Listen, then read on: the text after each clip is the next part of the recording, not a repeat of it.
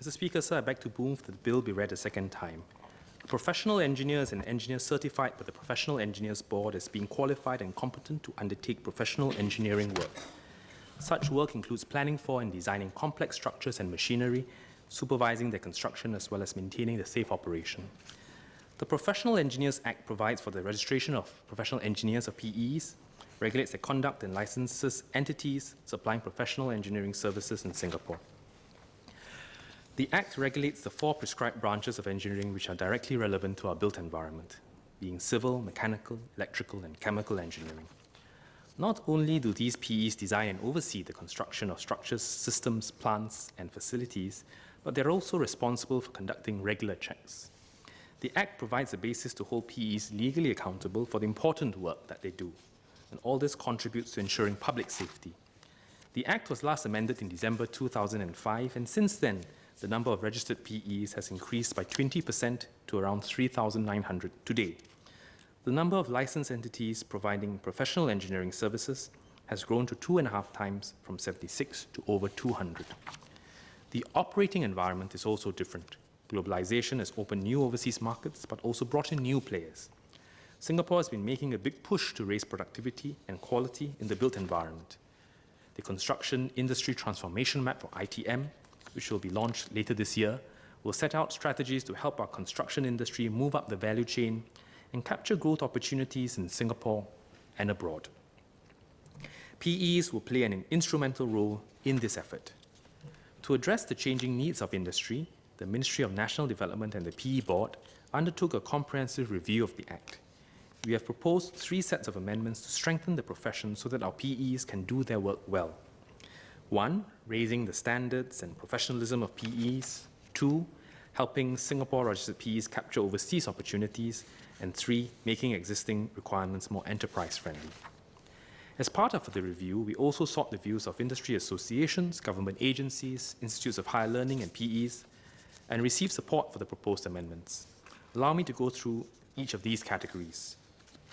The first set of amendments are intended to raise the standards and professionalism of PEs. Given the crucial role played by the Professional Engineers Board, several are designed to strengthen the board's role as an advocate and regulator. First, we are proposing to expand the PE Board's scope of functions to allow the board to undertake more activities to develop the PE profession. Today, the PEB is limited to promoting learning and education in connection with engineering. The amendment in Clause 6B will expand that role to include more development and advocacy. For example, PE Board will now be able to work with the Institute of Engineers and other industry associations to support the construction ITM and assist with its implementation. This includes championing initiatives to push for the adoption of digital engineering, as well as pooling resources and conducting courses on relevant skills. This will help to strengthen the capabilities of the profession. Second, we want to give PE Board the flexibility to appoint any person to its committees to assist the board. Currently, committee members can only come from the PE Board or be a PE or allied professional. This can limit the work of some committees. The amendment in Clause 7 will allow the board to tap on a wider range of expertise, such as lawyers, accountants, where necessary and appropriate.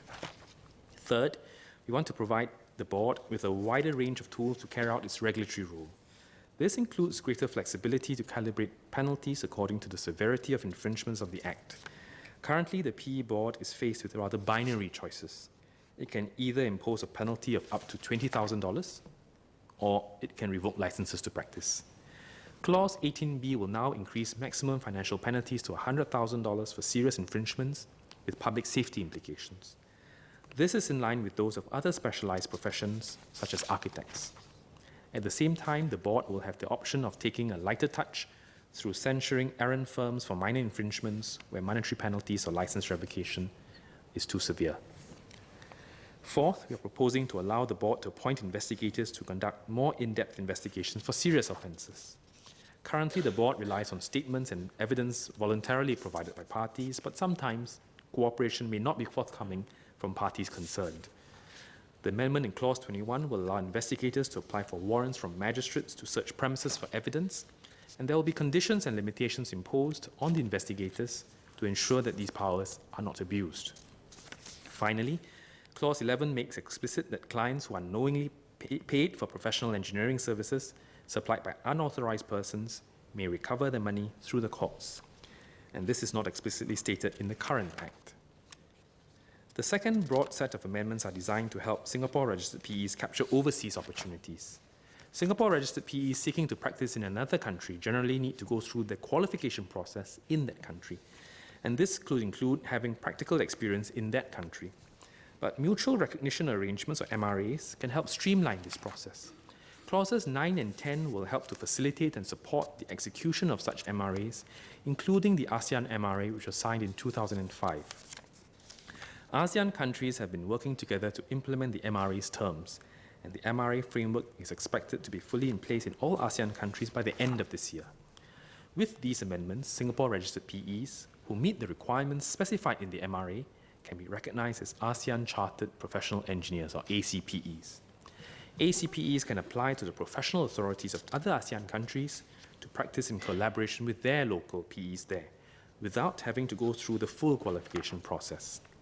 These amendments make it easier for Singapore-registered PEs to offer their services in other ASEAN countries. As with all agreements of this nature, benefits will be reciprocal. Foreign engineers registered in ASEAN states can also be authorized by the board to supply professional engineering services in Singapore, provided they do so in collaboration with our Singapore PEs. But ultimately, our PEs stand to benefit as they gain easier access to larger markets in our region. That said, we will monitor our PEs' internationalization experience through the MRA and work to resolve any issues that may arise. The last set of amendments are pro-enterprise changes that make existing requirements less onerous, and let me go through two of these. The first proposal will allow professional engineering companies to engage specialist PEs as consultants so that they can take on more complex projects.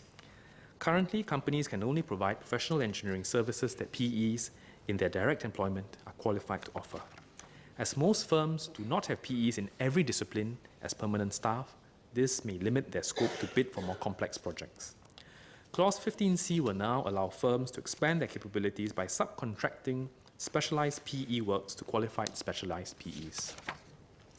For instance, a company licensed in civil engineering could engage a specialist PE in geotechnical engineering as a consultant, thus allowing the firm to provide end-to-end services for projects involving underground geotechnical building works. The second proposal, which is in Clause 9D, will allow builders to directly employ PEs to undertake low-risk professional engineering works pertaining to their own projects. These include works of a temporary nature like site offices or workers' quarters. Currently, builders cannot undertake any PE work unless they are licensed by the board to do so. But most builders are unable to meet the requirements to qualify for a license from the board. As a result, we have to engage external engineering consultancies for their projects, which may incur additional costs. This amendment will streamline work processes for some builders, while maintaining safety standards by limiting the scope to certain low-risk temporary works. Taken together, the proposed amendments will raise standards, help our PEs capture overseas opportunities, and provide a more pro-enterprise environment for local professional engineering firms and contractors. The amendments will also put the PE board in a stronger position to support the industry in its development and to uphold higher standards of professionalism. And through these efforts, we hope that PEs in Singapore will continue to thrive, both in our domestic market and overseas. Mr. Speaker, sir, I'd like to move.